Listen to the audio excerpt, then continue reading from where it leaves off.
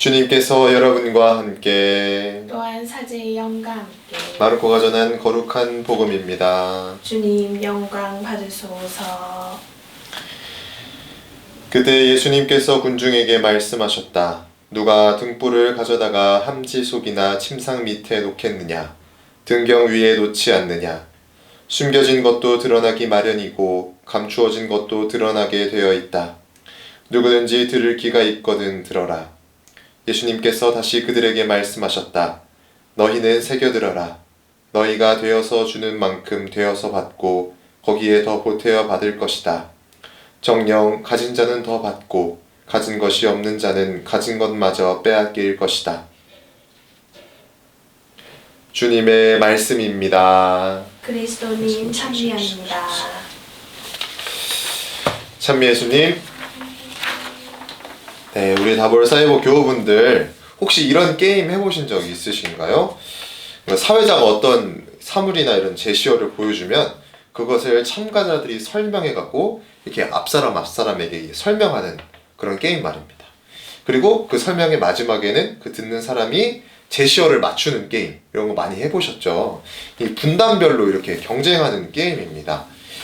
다른 사람들이 우리가 설명하는 거를 가로채서 맞추지 정답을 맞추면 안 되기 때문에 이렇게 귓속말로 전달했던 기억이 있는데요. 아마 모두들 해보셨을 것입니다. 그런데 전달하면서 모두 같은 경험을 해보셨을 텐데요. 전달하는 것이 쉽지 않다는 것입니다. 전달하다 보면 내가 했던 의도와는 다르게 결국 제시어가 그대로 전달되지 않고 왜곡되기도 합니다. 그래서 이 게임을 잘하기 위해서는 명확하게 정확하게 표현해야 되죠. 두루뭉술하고 추상적으로 표현한다면 큰 낭패를 보기 쉽습니다. 그런데 오늘 복음에서 예수님께서는 이렇게 말씀하시죠.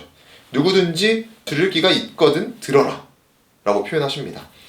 이 표현은 마치 알아들을 수 있는 사람만 알아듣고 알아듣지 못하는 사람들은 알아듣지 않아도 된다 라고 여겨질 수도 생각될 수도 있습니다. 왜 예수님께서 이렇게 표현하셨을까요? 예수님께서는 계속해서 비유로 말씀해 주십니다.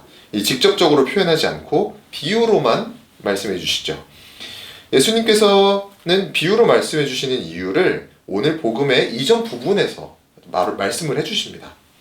너희에게는 하느님의 나라의 신비가 주어졌지만 저 바깥 사람들에게는 모든 것이 그저 비유로만 다가간다. 이 마르코 복음 4장 11절에 나오는 말씀인데요. 사실 하느님의 나라, 신비를 받아들일 수 있는 마음이 중요하다는 것을 말씀해 주시는 게 아닐까 합니다. 하느님 나라의 신비를 받아들일 수 있는 마음이 없는데 어떻게 하느님 나라의 신비를 받아들일 수 있겠습니까?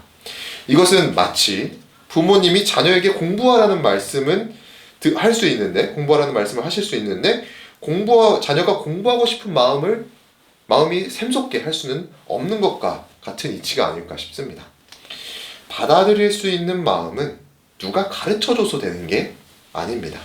내 자신이 받아들여야 하는 필요성을 절실하게 느껴야 하는 것이죠. 이 자신이 절실하게 그게 필요하다고 느끼면 누가 방해한다고 해도 주님의 가르침을 찾아서 들을 것입니다. 주님의 말씀을 받아들이는 더 받아서 풍성해집니다.